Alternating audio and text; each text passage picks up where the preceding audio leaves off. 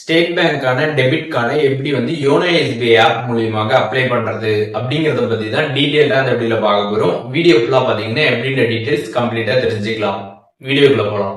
YONO SBI app open பண்ணிடுங்க. Open பண்ணிட்டு கீழே ஸ்க்ரால் பண்ணி வந்தீங்க அப்படின்னா அதில் கார்ட்ஸ் அப்படின்ற ஒரு ஆப்ஷன் இருக்கும். அதில் பார்த்தீங்கன்னா டெபிட் கார்ட்ஸ்னு கொடுத்துருப்பாங்க. அதை கிளிக் பண்ணிடுங்க. அதை கிளிக் பண்ணிட்டு அப்ளை ஃபார் ஏ நியூ கார்டுன்னு கொடுத்துருப்பாங்க. அதை கிளிக் பண்ணிடுங்க. அதை கிளிக் பண்ணதுமே இதில் ஃபிசிக்கல் அண்ட் அப்புறம் விர்ச்சுவல் அப்படின்ற 2 ஆப்ஷன் இருக்கும்.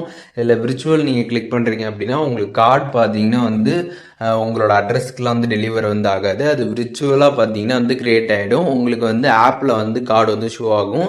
நீங்கள் அந்த மாதிரி அந்த கார்டை வச்சு விர்ச்சுவலாக யூஸ் பண்ணிக்கலாம். இதே ஃபிசிக்கலாக நீங்கள் அப்ளை பண்ணுறீங்க அப்படின்னா உங்களுக்கு கார்டு பார்த்தீங்கன்னா உங்களோட அட்ரஸ்க்கே வரும். நீங்கள் ஏடிஎம்ல எல்லாமே அந்த கார்டை யூஸ் பண்ணிக்க முடியும். ஸோ அந்த மாதிரி 2 ஆப்ஷன் இருக்கும். இப்போ உங்களுக்கு ஃபிசிக்கல் கார்டு வேணும் அப்படின்னா நீங்கள் ஃபிசிக்கலை செலக்ட் பண்ணிக்கலாம். விர்ச்சுவல் வேணும்னா விர்ச்சுவல் நீங்கள் செலக்ட் பண்ணிக்கலாம். ஒன்ஸ் நீங்கள் செலக்ட் பண்ணதுக்கப்புறம் பார்த்தீங்கன்னா உங்களுக்கு என்ன மாதிரி கார்ட் டைப் வேணும் அப்படின்றத கேட்டிருப்பாங்க. இதில் 2 விதமான கார்ட் டைப்ஸ் ஷோ ஆகும். உங்களுக்கு எது வேணுமோ அதை நீங்கள் செலக்ட் பண்ணிக்கலாம். அதோட பெனிஃபிட்ஸ் டீட்டெயில்ஸ் எல்லாமே போட்டிருப்பாங்க. அதெல்லாமே நீங்கள் பார்த்துக்கிட்டு உங்களுக்கு எது வேணுமோ அதை நீங்கள் செலக்ட் பண்ணிக்கலாம். செலக்ட் பண்ணதுக்கப்புறம் கீழே நெக்ஸ்ட் ஆப்ஷன் இருக்கும். நெக்ஸ்ட்டை கிளிக் பண்ணிடுங்க. ஒன்ஸ் நீங்கள் கிளிக் பண்ணதுக்கப்புறம் பார்த்தீங்கன்னா நேம் ஆன் டெபிட் கார்டுன்னு கொடுத்துருப்பாங்க. டெபிட் கார்டில் என்ன மாதிரி நேம் இருக்கணுமோ அதை நீங்கள் இங்கே டைப் பண்ணிக்கலாம்.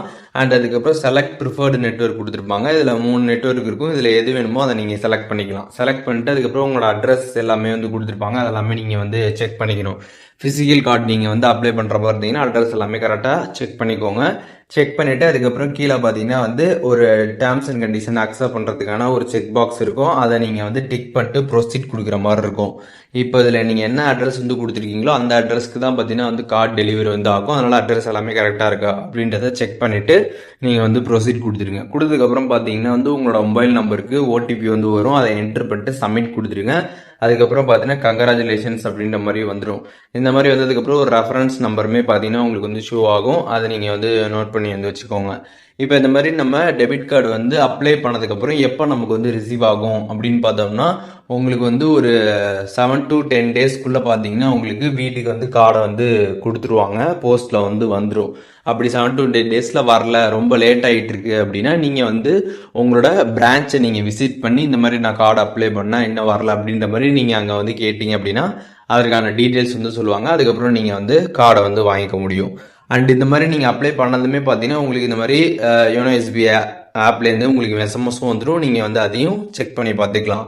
ஸோ இப்போது எப்படி நம்ம ஸ்டேட் பேங்க்கு நம்ம டெபிட் கார்டை அப்ளை பண்ணுறது அப்படின்றதுக்கான கம்ப்ளீட் டீட்டெயில்ஸ் தெரிஞ்சிருப்பீங்க யோனோ எஸ்பிஐ ஆப்பில். இதில் எதுவும் டவுட் இருந்துச்சு அப்படின்னா கமெண்ட்ஸில் மென்ஷன் பண்ணுங்கள். நான் எல்லாருக்குமே ரிப்ளை பண்ணுறேன்.